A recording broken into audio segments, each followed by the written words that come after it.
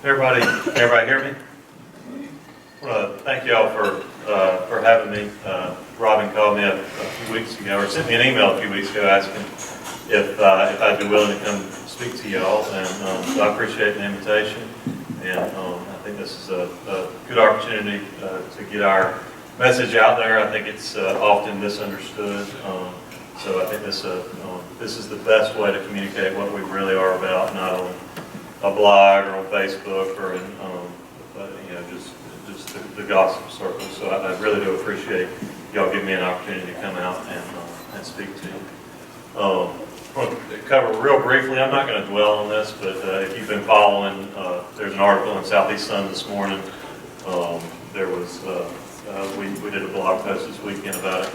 We have decided to change our name from Take Back Enterprise, which I'm sure you've all heard, to Everyone's Enterprise. We felt that the name had presented some roadblocks for us, and we've been told by some that it's something we could get behind, but just really don't like the name, or just any number of things. So we do a better job of explaining it on our website. So I challenge you to go read that. It's also in the newspaper this morning. Thank you, Michelle, for that write-up.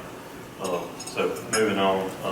What is Everyone's Enterprise? We are a nonpartisan, nonprofit 501c4. We were formed to educate citizens on important issues. That's what a 501c4 is. Or that's one of the things that you can do a 501c4 for. We are not a PAC. We cannot, we will not, we did not form to support political candidates. We cannot fund them. We formed as a nonprofit, and we're not a dark money group. We've seen innuendo out there. I mean, I'm sure y'all are following state politics. This dark money. It is true that the groups they're accusing of being dark money groups are 501c4s. There's a clear distinction between them and us. First of all, we don't have any employees. We certainly don't have any employees operating as political operatives or senior political advisors. So we're not a dark money group. We don't even have much money. We don't spend much money. I mean, what we're doing is all volunteer. We're posting on blogs. We've got a website. We simply don't need money. The main thing we needed money for was for our organization to pay the lawyers. We did have a fundraiser back in August. We've raised enough money to cover that. By and large, since then, we haven't spent much money, and it's been completely funded by us, by our board of directors, and so just clear there. Our mission is to educate and inform the citizens of Enterprise about issues affecting them and their children's future, and to promote open government. Our mission is not. I think it's sometimes just as important to talk about what we are not as opposed to what we are. So clear there on a few things. We did not form to get sales taxes rescinded or to lower property taxes. We did not form to turn the school board over. We did not form to insert our own political candidates, even though we regularly get accused of that. We did not form to exercise our political vendettas. Our vision for Enterprise is that of a city that is growing, vibrant, and pleasant to live and do business in.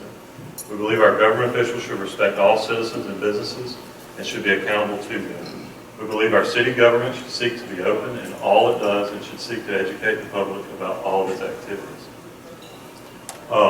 Give you a little background on, I think it's good sometimes just to speak my own personal experience, how I got involved in this organization, what kind of opened my eyes to realize the need for this type of organization. And it was the sales tax increase from July of 2014. I'm sure most of you remember it. The school system approached the council and needed some money to fund their capital projects. They held a joint work session at the Enterprise Civic Center on June 30th between the school board, city council, and they invited the public to come and speak. At that meeting, the school board presented their plan, city officials presented their plan for funding, and then they opened the floor for questions. There were a lot of good questions. Reed Clark, actually, is on our board of directors, he's here today with me, asked the question, so if population has really grown like you say it has, I think they quoted 26, 27%, if it has grown, and surely the tax base has grown proportionate, if not disproportionate to, because of inflation and products and groceries and all that. So surely sales tax revenues have kept pace with population growth. If so, where has that money gone? You claim you haven't been able to hire policemen, you haven't been able to build a fire station, you haven't been able to hire firemen, haven't been able to do all these things. So all these revenues that you need, surely the sales tax revenues have been there. And if not, how much is the shortfall? Well, the answer to that question, and I quote, the answer was, if we had had 27% growth, and growth in sales taxes is what he's referring to, if we had 27% growth in sales taxes, we would not be having this discussion tonight. Well, I heard that. It was actually, the video was posted on Southeast Sun's website. I watched it again and again. And I personally thought that just cannot be right. I know that the business that I'm in, selling to the public, I know that business has grown, price of products have grown. Surely sales tax growth has kept pace with that. Well, so this was on June 30th. They introduced the ordinance on July 1st, the very next day. Then we were all out of town for July 4th week. The following week we came back and there was a group of independent retailers. Some of you may be in the room, but anyways, we tried to cobble together an organized effort to dispel some of this stuff they were saying. Not necessarily to quash the sales tax increase. If it's needed, then it's needed. But let's discuss it on the merits. Let's not discuss it on half-truths and just no truths. So they did give us some information on sales tax growth. And we put it together. We presented a presentation to the council, or to a councilman who promised, Councilman Marcus promised he would take it to the rest of the council. What we requested was a delay. We wanted a 2-week delay so they could meet with us, the independent retailers in town. We felt like we were disproportionately affected by sales tax increases. And so anyways, the information we presented them with was this. Not only has sales tax grown in proportion, it's far outstripped it. So sales tax goes from $8 million to, we had projected 2015 they would collect $18 million, and it turned out our projections were pretty true. Population had grown from somewhere around 22,000 to 28,000. So that's a population growth of 27% by their own, that's by their own advertising, and it's corroborated with census data. Sales tax growth of 116%. And again, I'll remind you, they said if we had had 27% growth, we would not be having this discussion tonight. So that's kind of the infancy of my involvement. Shame on us as a retail community, as a business community, of not being organized, not having some avenue to collect data, to vet what people are saying, and then to communicate it either to our elected officials or communicate that to the public of, wait a minute, what you're saying is not accurate. Let's discuss anything we do on the merits of an issue, and you got to have the truth to do that. So that's the very genesis of our organization. I'm going to breeze through this just for the sake of time. If you've seen my previous presentations, I'll talk about this. So since 2008, they've had five new sources of revenue since 2008: a half-cent sales tax, 3.5 ad valorem, a hotel and lodging tax, a fire tax. After the first four, we borrowed some money, and the credit rating, the outlook was negative, which means that Moody's is telling us that there's a high likelihood that our credit rating is going to be downgraded. So what do? With four revenue increases isn't enough, so we passed we need a fifth. So that did stabilize our credit rating to a positive outlook. So all in all, over $6 million in new revenues. Now this isn't referring to the old sources of revenues. Those grew also. These are the new sources of revenue. I'm going to breeze through this too. If you've been following us, you've seen that in the last 10 years, they've 12,189 yes votes, 3 no votes. That roundly, just completely agree with each other.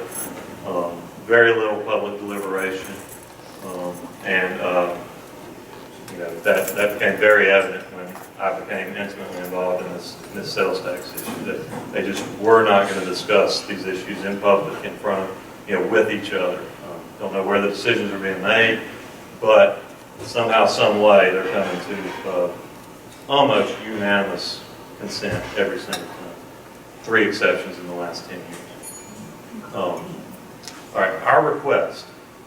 Everyone's enterprise is a movement to improve government by making it more transparent, participatory, and collaborative. Everyone's enterprise will help build the public's trust and satisfaction in government, will improve government's delivery of services, and will create new opportunities for innovation. A few definitions here for you. We've harped on transparency, participation, collaboration. What are those 3 things? Everybody focuses on transparency, but actually open government is a 3-legged stool. We didn't make this stuff up. It's boilerplate stuff that's out there. There's a lot of open government movements around the country. Transparency is used to increase accountability, promote informed public participation, and create economic development opportunities. The city shall expand access to information. Y'all all heard the term, inspect what you expect. If we, the citizens, cannot inspect our financial records, the going-ons of the city, then how can we expect, anything? So, we truly believe that this is extremely important. Participation. To create more informed and effective policies, the city shall enhance and expand opportunities for the public to participate throughout the decision-making process. Again, in my personal experience with the sales tax, we asked to participate, we asked to collaborate, which is the next thing. We felt that as the independent retailer community, surely, you would want to talk to us before doing something like a sales tax increase, but it's just simply not the case. Collaboration. To more effectively fulfill its obligations to citizens, the city shall enhance and expand its practices of cooperation among city departments, governmental boards, other governments, the public, and nonprofit and private organizations. This is the most important part, a true culture of openness. Furthermore, the city should develop a legal framework to grow a culture of open government and should seek feedback about the effectiveness of its open government efforts. The council and mayor should commit to working with city officials, departments, governmental boards, and the public to implement open government enterprise. Openness is not a checklist. We just can't hand you a piece of paper and you just check it off the box. It's a culture. That checklist, yes, we can produce, and we have produced it for them. I'll show you in a minute. We can produce this checklist, but that checklist just happens when you have a true culture of openness. So what do? We're not just sitting here complaining. We don't. Certainly, we have our complaints. We have our gripes. But our group is not all about that. We have ideas. We've done our homework. We've done our research. We want to participate. We want to collaborate with the council to increase trust out there in the community, to make us feel like we're part of the process. So we went to them. We requested. First, we requested it privately, then we went to a city council meeting and requested it publicly, that we have a work session style meeting with the entire council. That way we can get all our thoughts and ideas out there in the open. They can ask us questions, we can ask them questions, just a good collaborative process back and forth. At this point, we're not throwing stones, we're not saying anyone's bad guys, we're not even saying they're bad because they're not doing this stuff. We're saying they probably have never been asked to do some of this stuff. So this is the ask. Let's ask them to do this. Well, if you followed us, you would know that we were denied that opportunity. Now, Councilman Marcus, to his credit, did agree to meet with us. So we met with him. Here's just y'all can't read that. I just wanted to give an example that we do have ideas. We gave him bullet points. We met with him for about 3 hours. Went through these line by line. We addressed transparency, financial transparency software, things that they should be doing with their website that they're not doing, board appointments, videotaping meetings, archiving them online, capital project transparency, town hall forums in their districts, annually, semi-annually, doing something to engage more out in the districts with school board members, with water board members, try to engage the public. We truly feel that an engaged populace is going to be a much more happy populace, and they're going to have a lot more trust in their leaders. So we really encourage the town hall forums, and then the culture, like I said, is the hard part.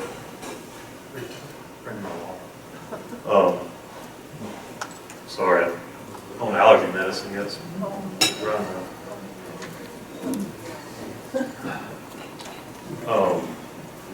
So, again, we're not just here with complaints, we're bringing ideas to the table.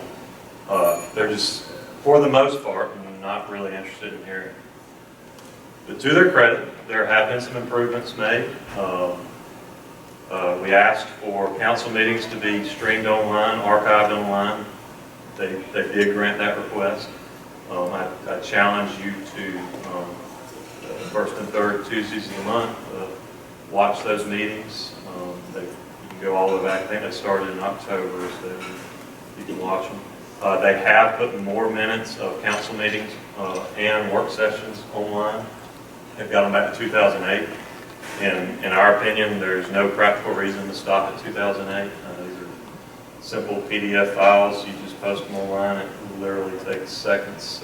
They've got minutes way back. I've got them all the way back in 1992, so I know they've got them much further than that.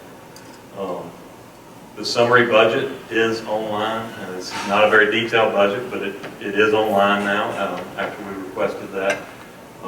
And Ballotpedia, a lot of you probably are not aware of what Ballotpedia is, but it's a website that, among other things, they're a big open government advocate. One thing they do is they grade cities, municipalities, states, counties, websites for transparency. How much are they using this great technological tool to facilitate openness for their population? Well, when we started this, the city of Enterprise had a grade of D, and now to their credit, we've got a B grade. So we are seeing progress. So obviously an A+ is what we're striving for, but we'll take a B over a D any day.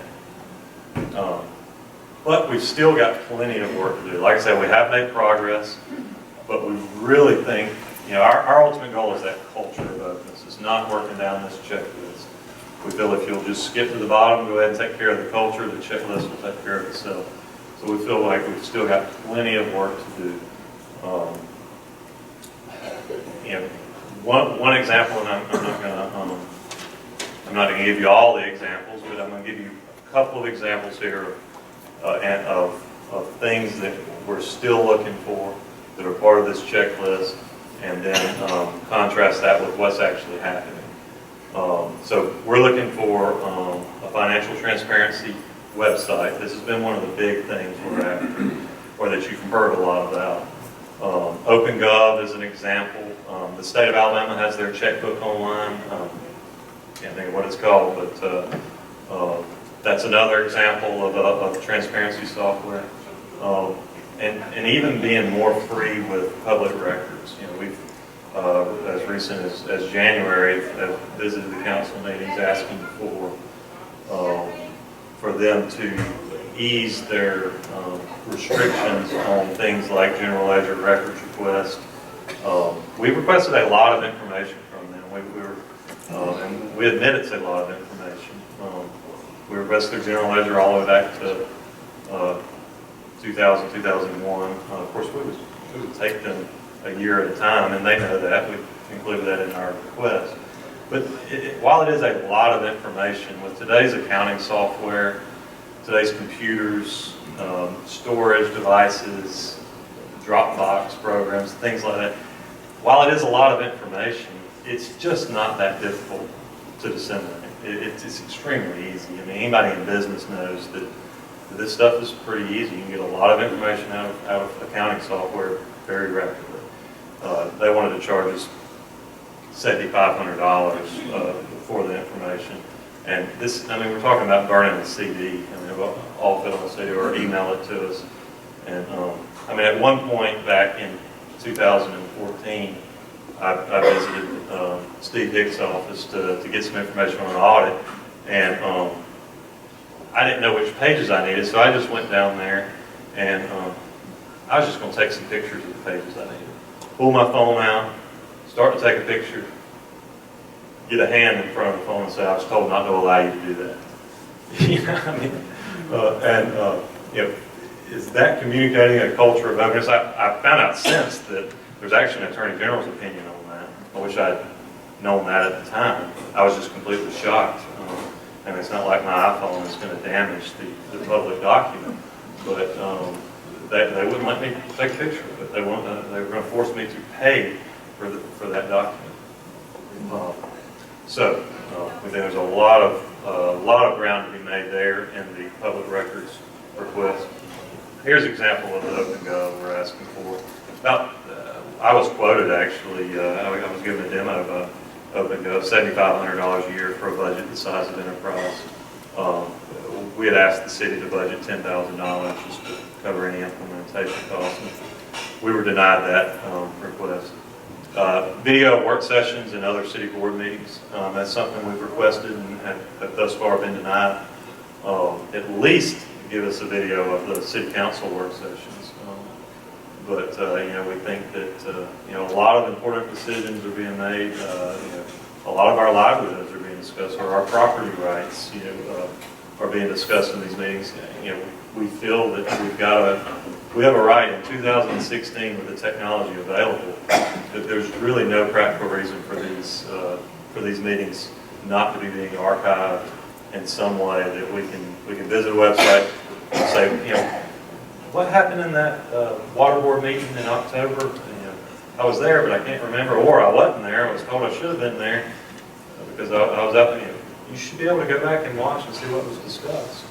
You know, oftentimes you don't even know something's important to you until a year later, a month later, or whatever. It would be extremely nice to be able to go back and hold, especially hold our elected leaders accountable for the discussions they're having, the deliberations they're having, and for the votes they make.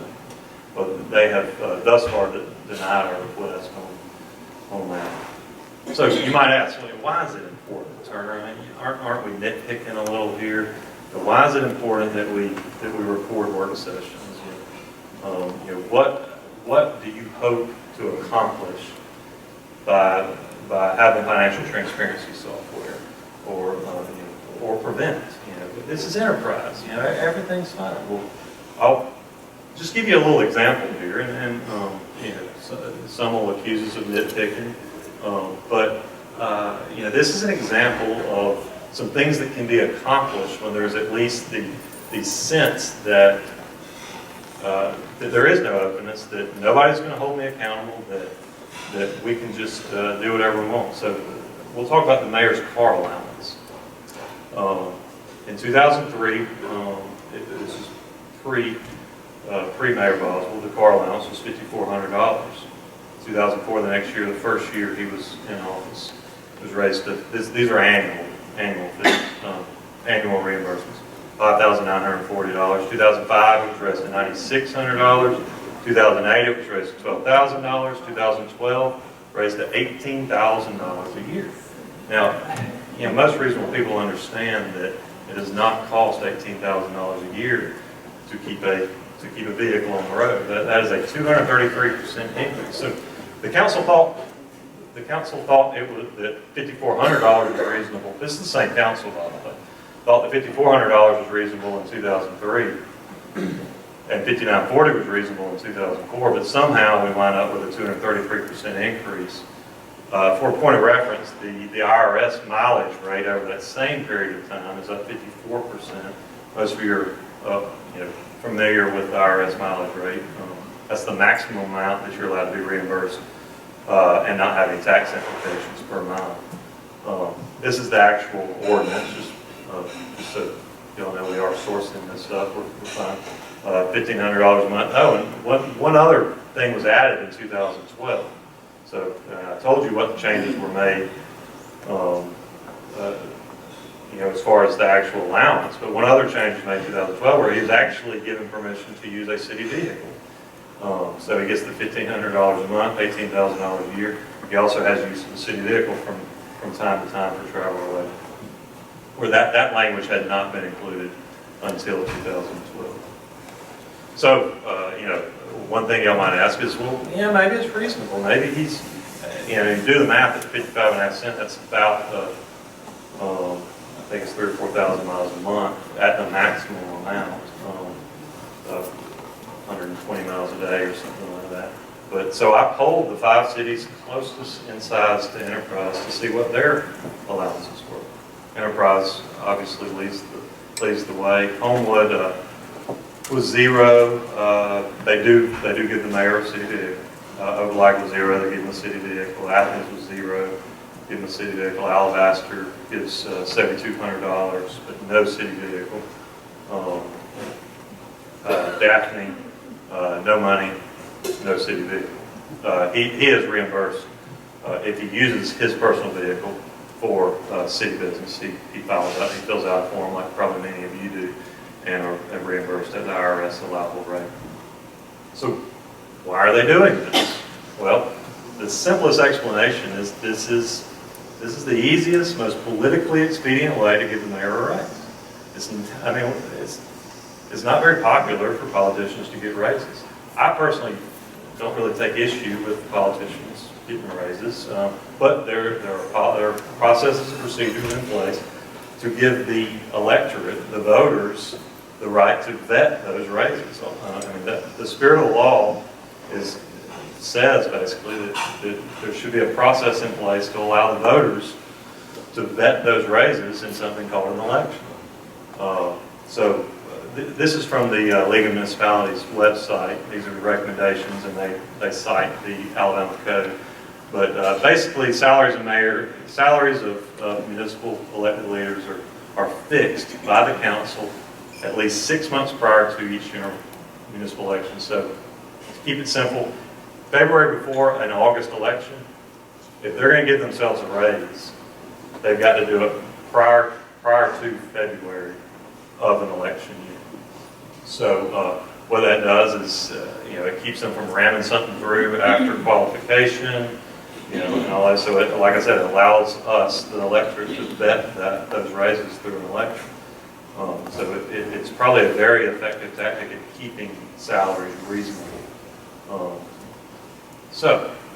It also, I'm not going to bore you with it, but it goes into legitimate expenses, reimbursements. Basically, the way we do it is not the way that the League of Municipalities recommends, because their fear is that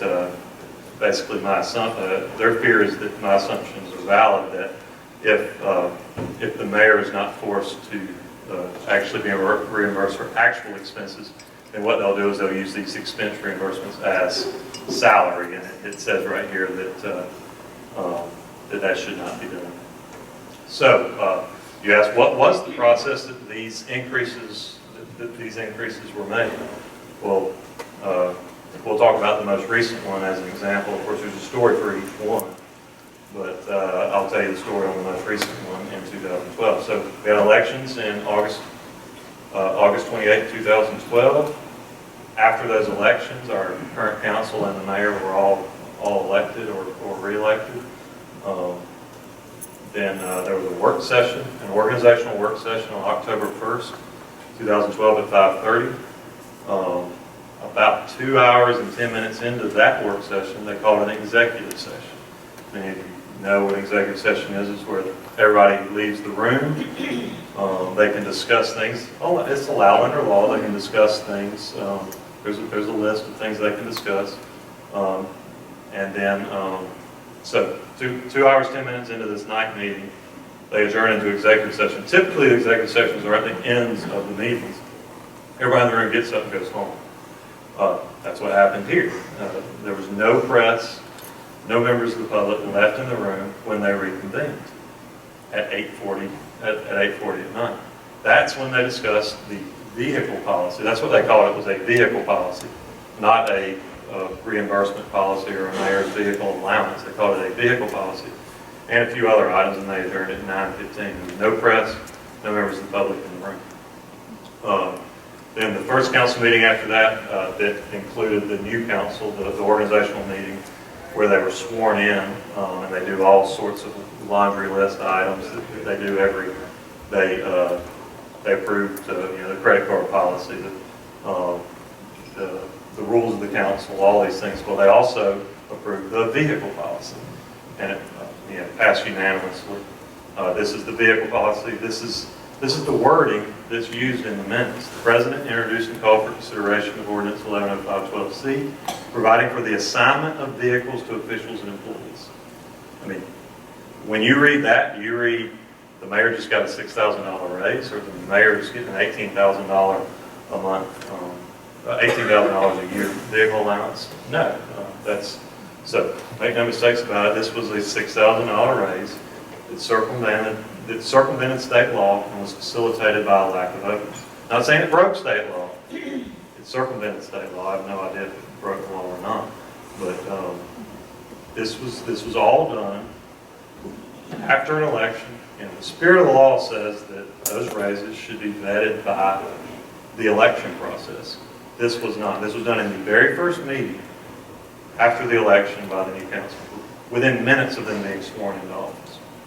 So, reviewing this process. So they held an executive session, sent everyone home. That's practically that's what happens when an executive session is called. They called it a vehicle policy instead of what it actually is.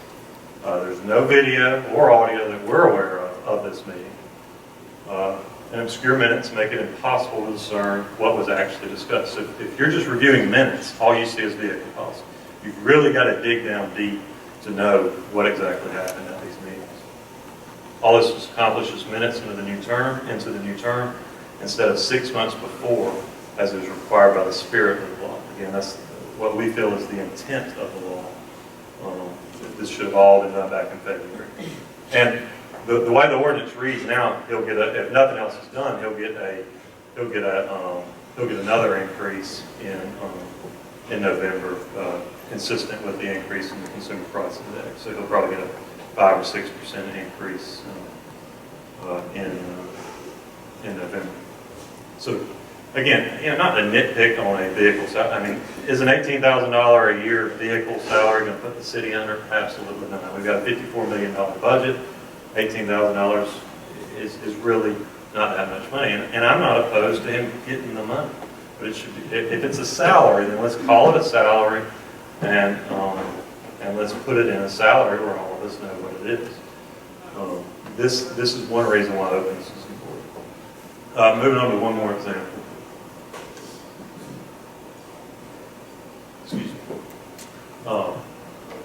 State bid law does not require municipalities, counties, and the state to bid out certain categories of items. Primarily these are in the professional services categories, and there's good reasons why.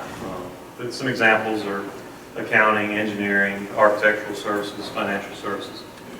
State bid law, they don't have to bid this stuff out.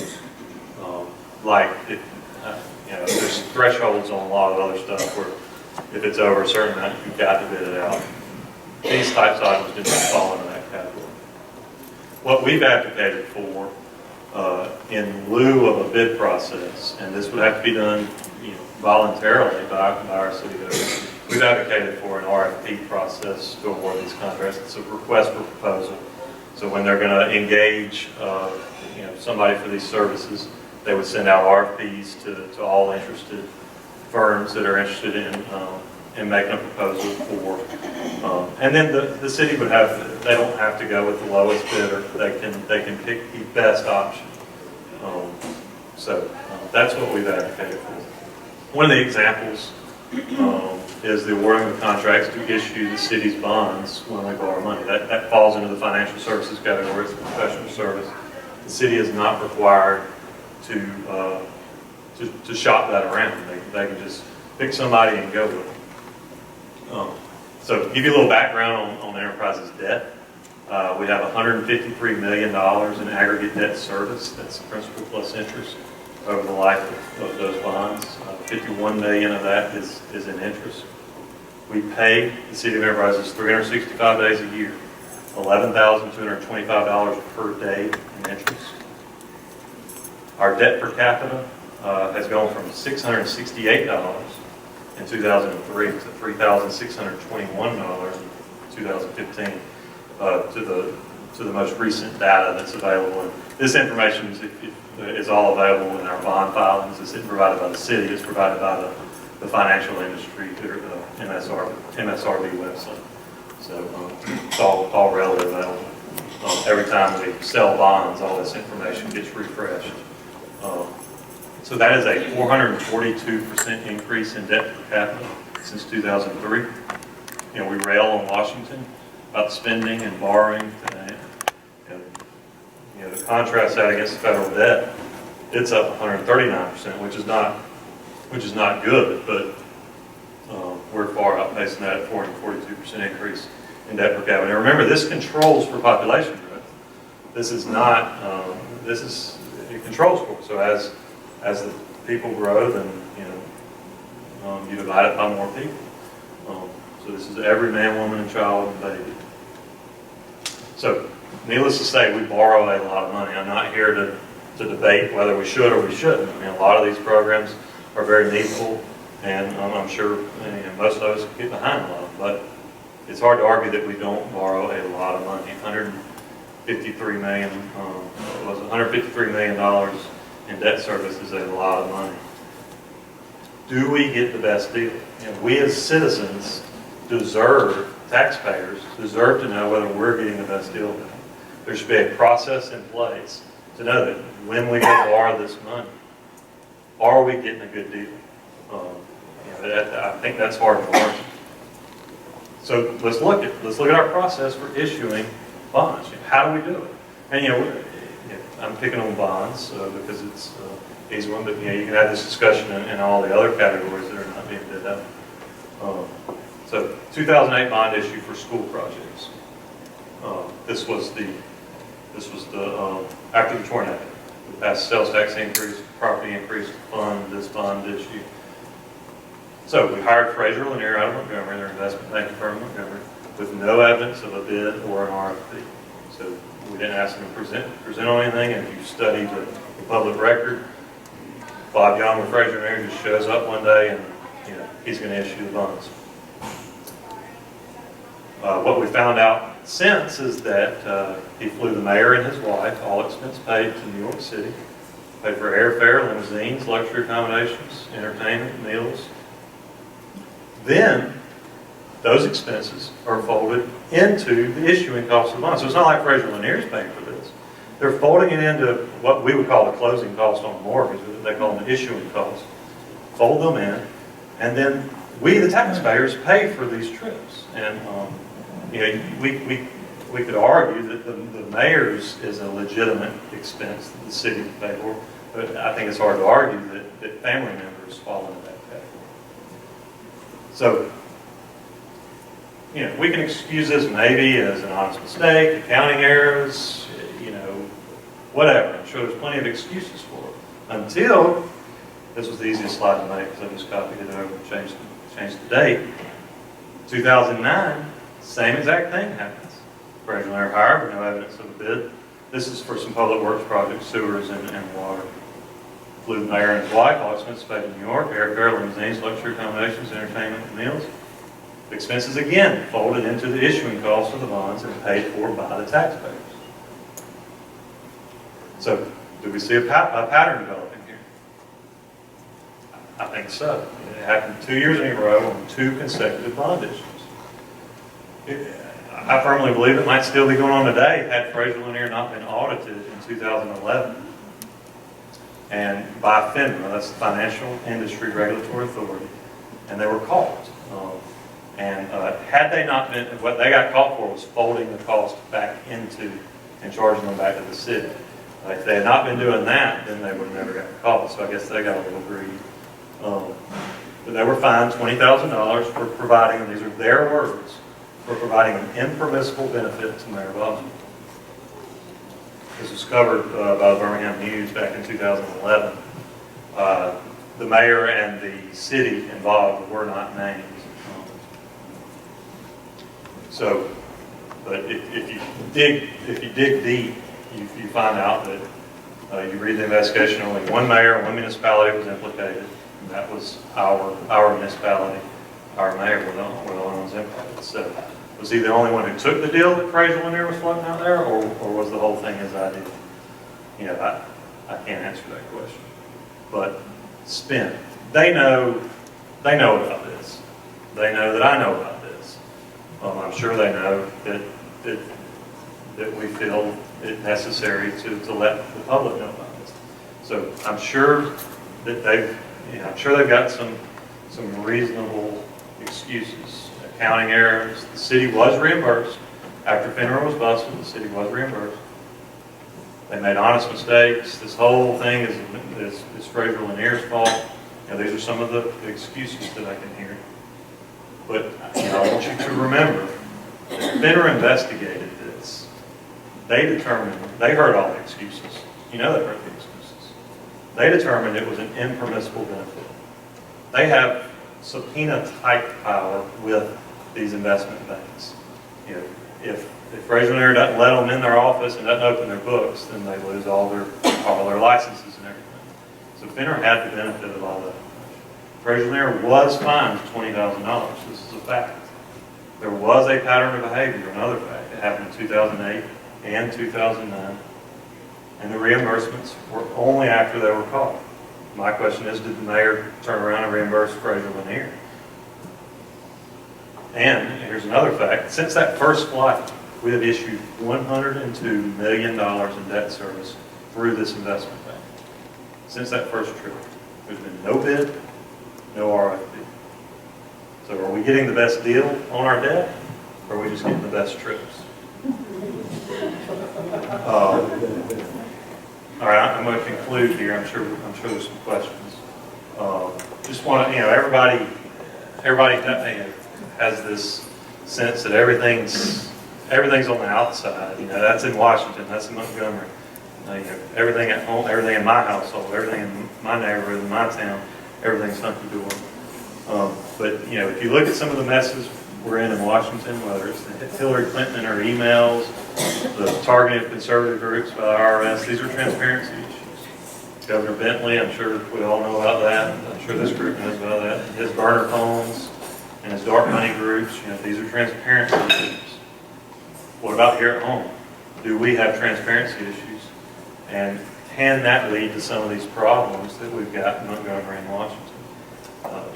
Are we really transparent enough, as our city leaders have been quoted recently in the newspaper?